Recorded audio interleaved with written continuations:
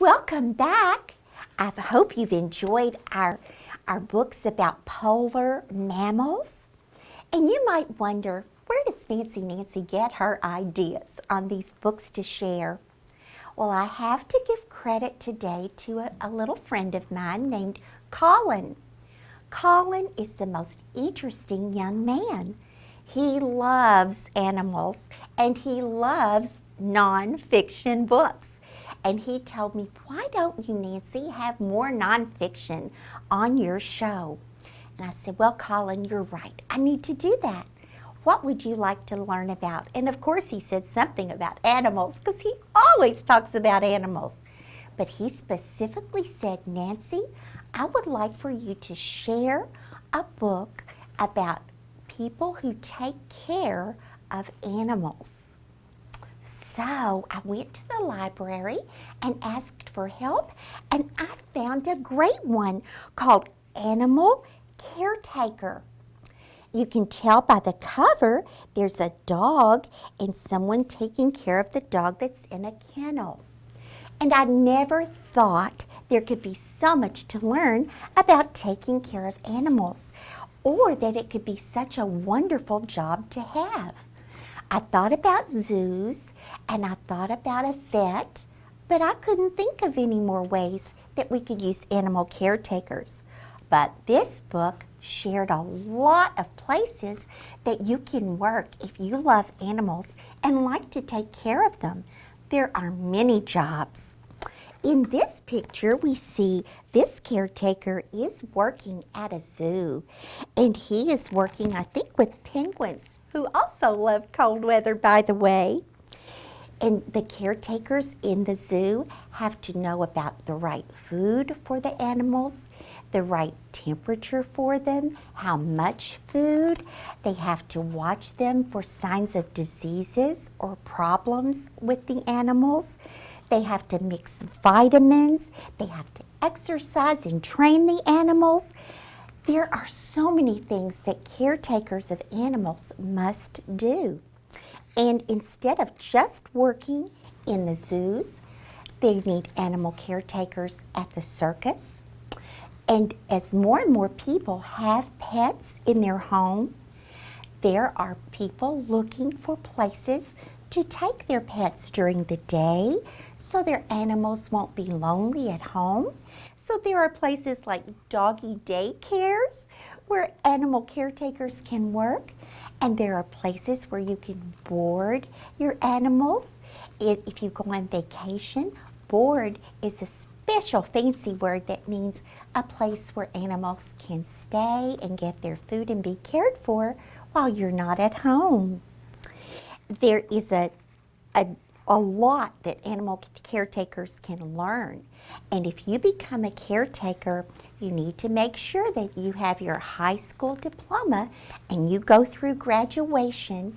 And if you decide that you would like to become a doctor who takes care of animals, you go to school longer to a special university to learn about all kinds of animals, and then you can become a veterinarian.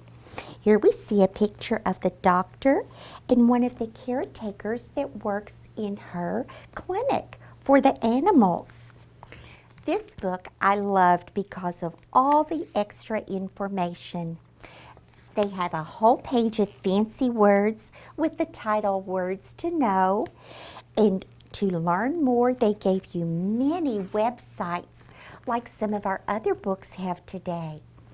I hope you will try nonfiction because they can fill your minds with so many interesting facts.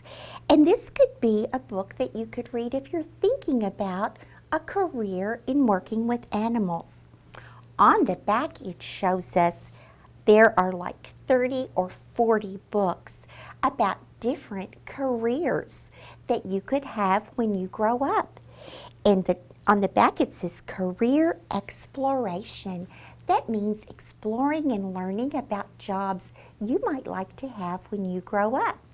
Because all of us want to make a difference in the world, and it's not too early to start thinking about that now.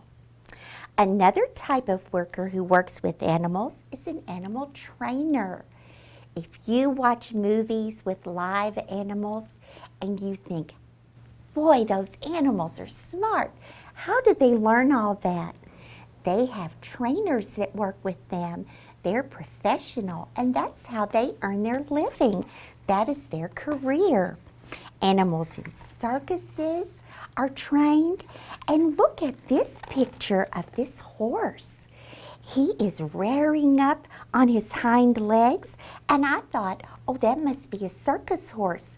But no, the text told me that this trainer is training a special horse to work with police. I wonder how and when he would need to know to stand up on his back legs. Maybe there's a command that the policeman could give to the horse in some situation, and he would have to know that. But what a smart animal to be trained that way. And if you have an animal, I hope you will try to train it too. Some pets are easier to train than others. Sometimes we have to teach animals how to get along with people and other animals. And here in this picture is it's a photograph of an animal, a dog, that is being trained to go after bad guys. And he would work with the policeman too. He looks angry, but he is trained on when to show that anger and at other times to be as gentle as can be. So we have to teach the animals to be aggressive at certain times, but not around people or little children.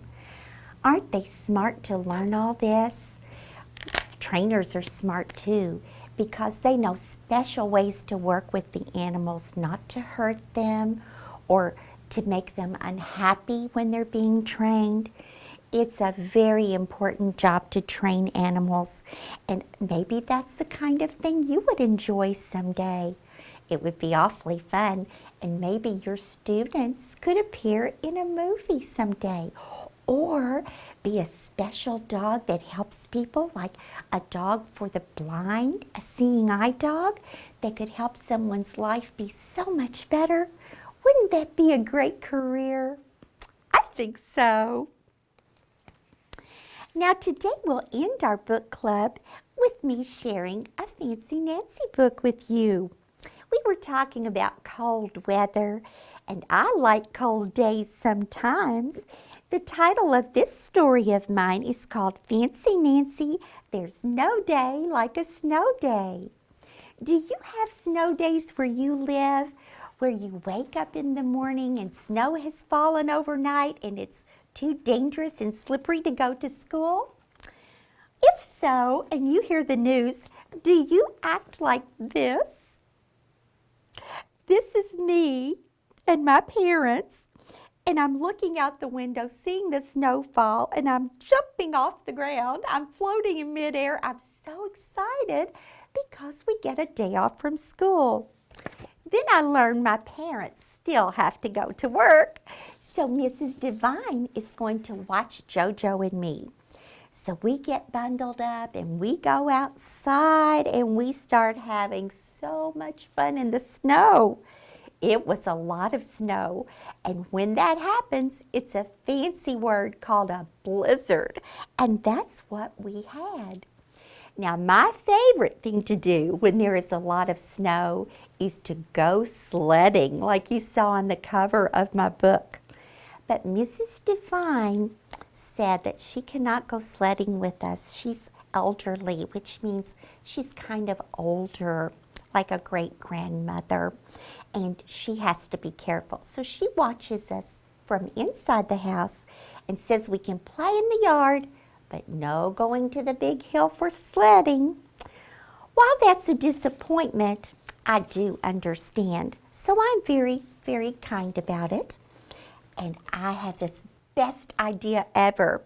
My friends and I get together, and instead of just making a regular snowman, we make a whole royal court.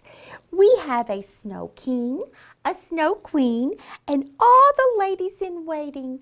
And you know what I used to make them? Accessories, one of my favorite things about dressing up, all the accessories. I hope that you get some snow where you are, not enough to be dangerous or slippery, but just enough to have a good time in the snow and enjoy that, get all cold, and then come in and warm up with some hot chocolate and a good book. Nothing better in cold weather. All of today's books have Fancy Nancy's seal of approval, and I hope you will enjoy them. Let me know, like Colin did, if there's a kind of book you want to hear about on the air.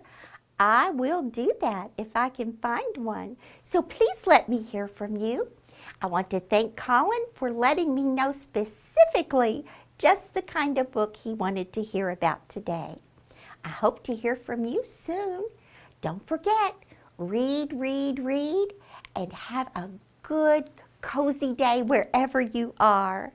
Until next time, au revoir.